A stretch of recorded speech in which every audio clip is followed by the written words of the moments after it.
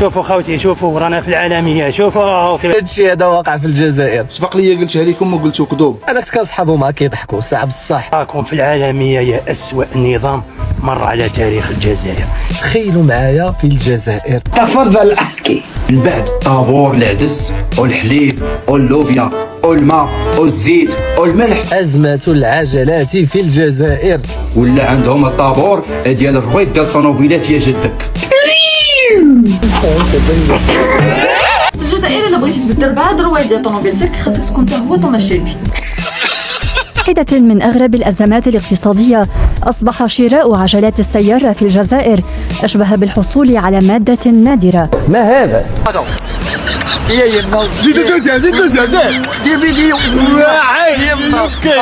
ما هذا؟ فضيحة.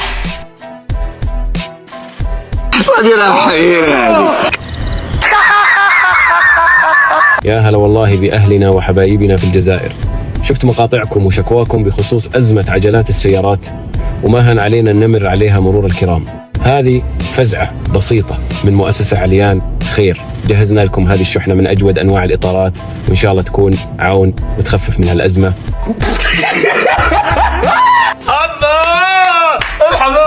ابو على مرباح هذا مدير الرقمنه في شركه نفط. البارح واش قال المواطن الجزائري عنده الحق يشري جوج رويدات كل 6 شهور وبالبون. نعم، لكل مواطن عجلتان فقط كل 6 أشهر. نعم، إنها المخدرات. صدق أو لا تصدق. كيف شراء العجلات المطاطيه بعجلتين فقط كل 6 أشهر. في 2026 داخلين من 2027. ولاش؟ ليش؟ ماشي ما يحبوناش، يغيروا منك. شنو خويا احشم من قهرين. الله من قهرين قاتلهم القهر. الله. كاين بين الحب وكاين الغيرة. حنا نجي وحنا يغيروا منا. حاجة كبيرة. ودي يا صدقك بس قويه. ما تكذب. طب يلا بقى اتكل على الله عشان الليله دي تعدي على خير. العالم الاخر الا بغيتي تاخذ بنوات ديال الطوموبيل خاصك دير دوموند باش تقتني جوج ديال العجلات. مازال الشعب الجزائري يعاني حاصل في بنو. والمشكله ان هذا المسؤول في العالم الاخر خرج كيقول لهم عندكم الحق تاخذوا جوج ديال البنوات تركبها في الجنب. الله ور شغلك هذاك. الو. السبب سياسة حكومية لتقليص الاستيراد بحجة حماية العملة الصعبة بعد تراجع احتياطات النقد وضعف الدينار. لا حول ولا قوة إلا بالله. يا سلام على الذكاء. الحكومه قالت لهم تنديروا هذا الشيء من اجل الحفاظ على الدينار. يا ودي اش من دينار؟ ياك بارد البترول الغاز، فين هو الدينار؟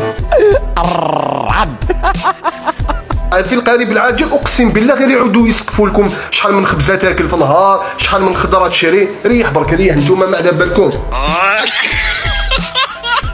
بيعوا زوج بنوات وما تقولوا على 6 شهور زيد لك 2 بنوات ومن الصوصع. لا نفخ العجلات خليته في رحمة ربي. بعد ما يتقبل لك الطلب وتاخذ جوج ديال البنوات تسنى واحد الفتره اللي هي 6 شهور باش دير طلب جديد تاخذ جوج بنوات اخرين. لا اله الا الله وحسبي الله ونعم الوكيل.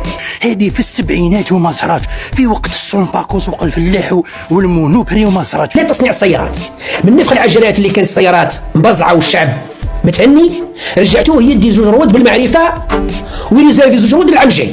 لعنة أمون عليكم. بغيت نصدر السيارات. وشنو سيارات عندك اللي تصدرها؟ واش رانا كاع رانا اوني اوسي ايديو كسا؟ هل هذا تطور ام تراجع ام انحطاط؟ كيفاش تجيب سيارات تنفخ فيها العجلات وتقول لي عندي تصنيع سيارات وتبغي تصدر؟ واش تصدر له هو اللي درتو في البنو؟ هذا ما عندك. هذه هي الجزائر الجديده. سي بطلنا مش محتاجين الجزائر جديده. يا سي مش محتاجين نفخ وسموا بالرود هذو تاع نفطان، محتاجين نفخ العجلات. رجعوا لنا نفخ العجلات. انه احنا ما قدرناش حتى نصنعوا بنو تاع سياره. وبنو اللي هنا يدير 40 اورو يا اخو. تشريه من امازون، الي اكسبريس، من الحانوت، من بونكوام، من اي باي، من سي ديسكونت. عشان على لي بنو باش تريباريهم ما كانش لي بنو جديد. يا عيب الشو. يعني هما يخلقوا الندرة بسياسة منع الاستيراد ثم يخلوا المواطن يجري من أزمة لأزمة. يا ربي يكون على بالنا الميزانية وين راحت؟ كانوا يسوقوا فيها ذوك على بالنا شو راهي راحت.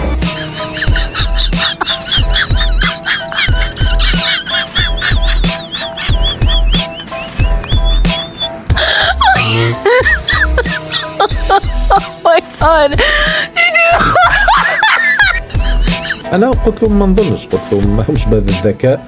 انا اعتقد بانه طريقه التسيير تاعهم انهم مركزيه كل شيء، وانهم ما عندهمش كفاءه، لذلك راه تجي الازمات. خلاص يا فاشل، فاشل يا فاشل. اذا يديونا للحبس على كي نهضروا على لي بنو ما كاينش وعلى امور بسيطه كيما هذه، يا خويا غير ديونا للحبس. اسكت ولا واحد تكلم ولا واحد تكلم. وش بيكم يا اخو؟ وش بيه والله بزاف يا والله يا اخو. صح الناس كاع خايفه. درت فيديو نورمال نهضر، قال لك لا لا ما تهضرش والو، قال لك ما تقول والو. اعمل نفسك ميت، اعمل نفسك ميت. ثم قال ماذا؟ لا بالي باللي راكم مجرجرين مع البناوات خوتي الجزائريين، لهذا راني جايب لكم اخبار شباب. خوتنا والله غير انا حسبت لي غير الغشان تصرا في الحياه الواقعيه فقط. شركه نافطال الجزائريه حلت منصه غير في البناوات.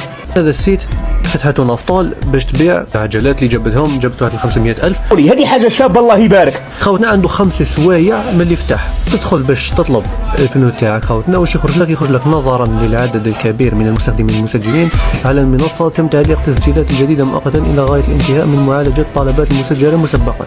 حبابك فهمني وشنو هذا؟ اذا المجتمع ده المشكل تاع البناوات غادي يقضوا عليه ان شاء الله بربي. ان شاء الله بربي. اذكروا الله على النعمه اللي عطانا سيدي ربي كمغاربه. كنا نريد أن يعرف الناس مع من حشرنا الله في الجوار. على دولة